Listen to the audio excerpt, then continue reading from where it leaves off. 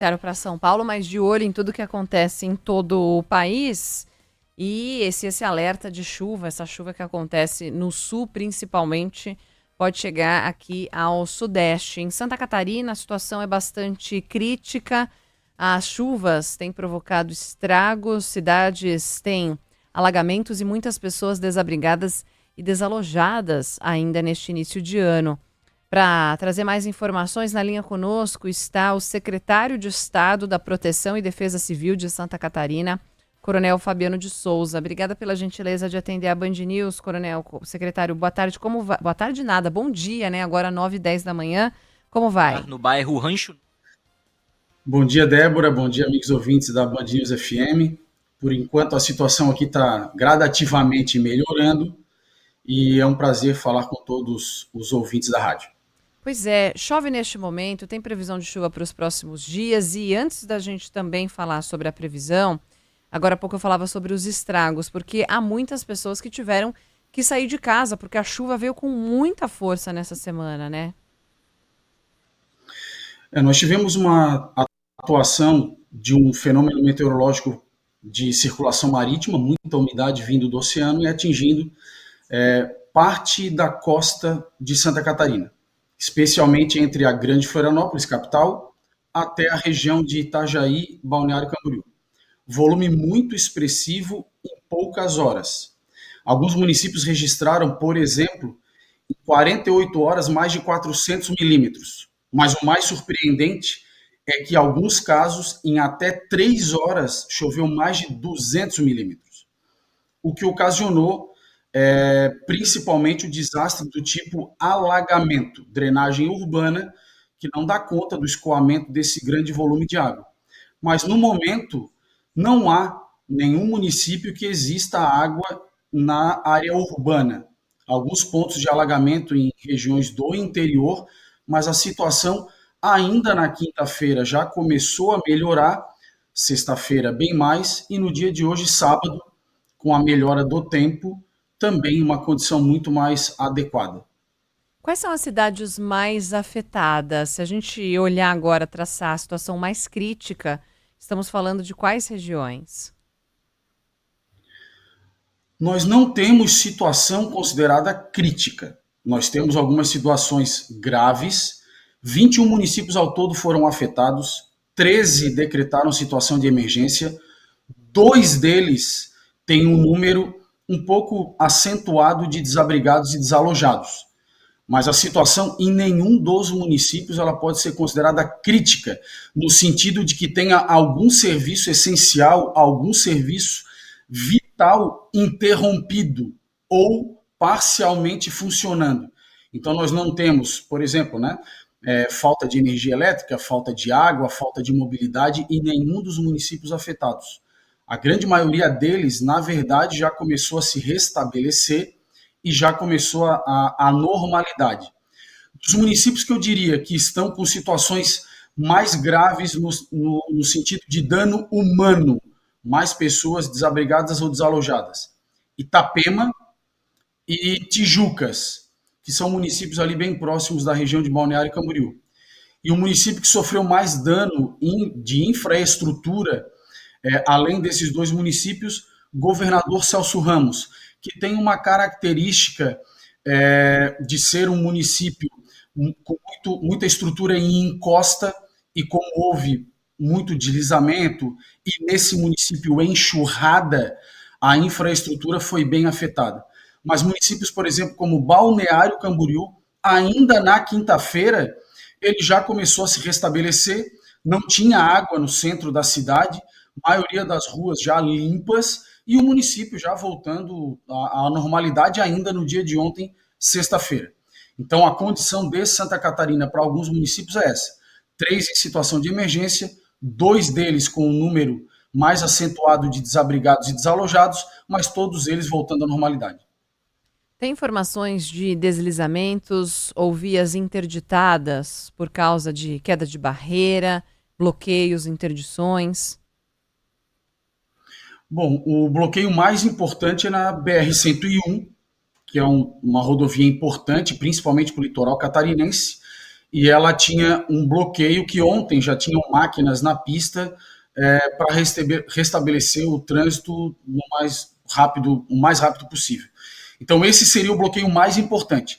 Mas municípios como Florianópolis, a capital do estado, registrou queda de barreira, já existe a atuação forte da prefeitura e do governo do estado em rodovias estaduais dentro do município para a remoção dessas barreiras. O governador Celso Ramos, como eu disse, na questão de acessos, é o principal município que registra queda de barreira, que dificulta o acesso à cidade.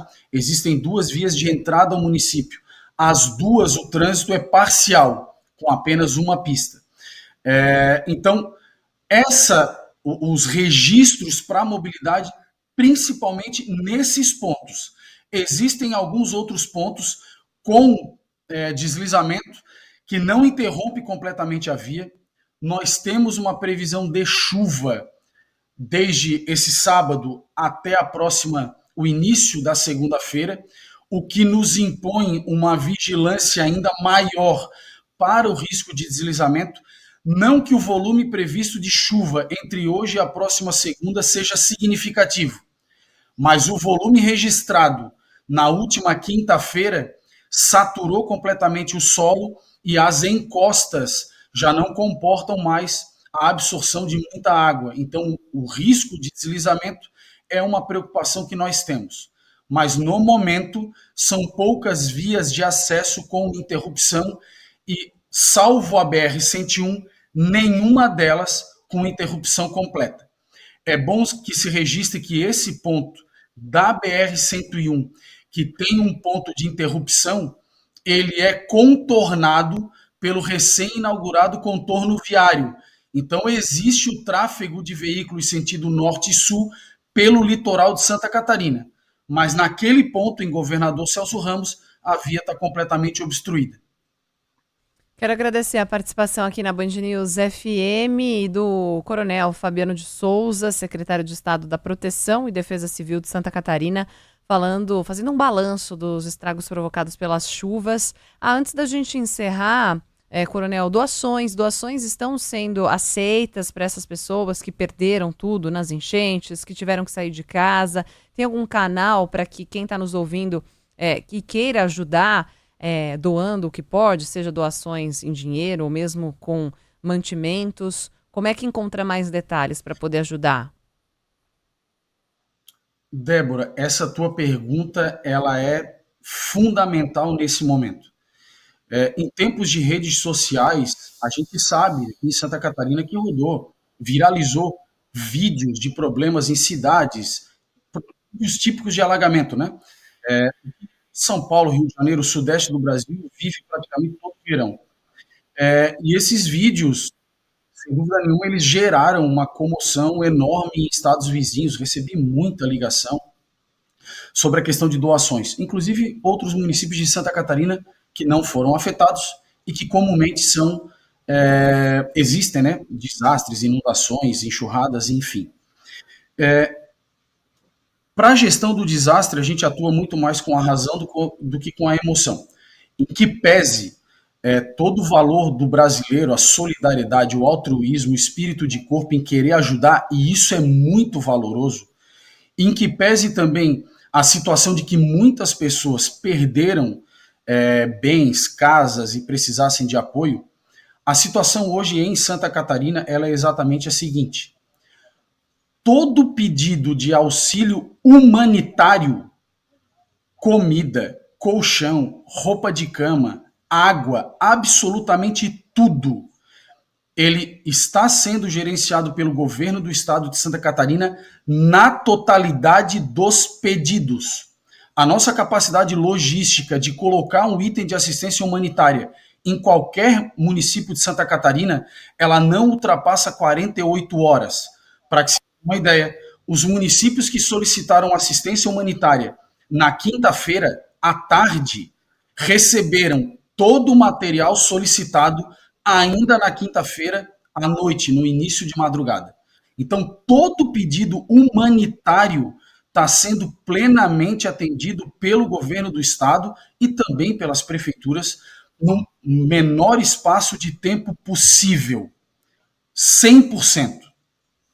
É claro que ultrapassa eventualmente a necessidade de auxílio humanitário.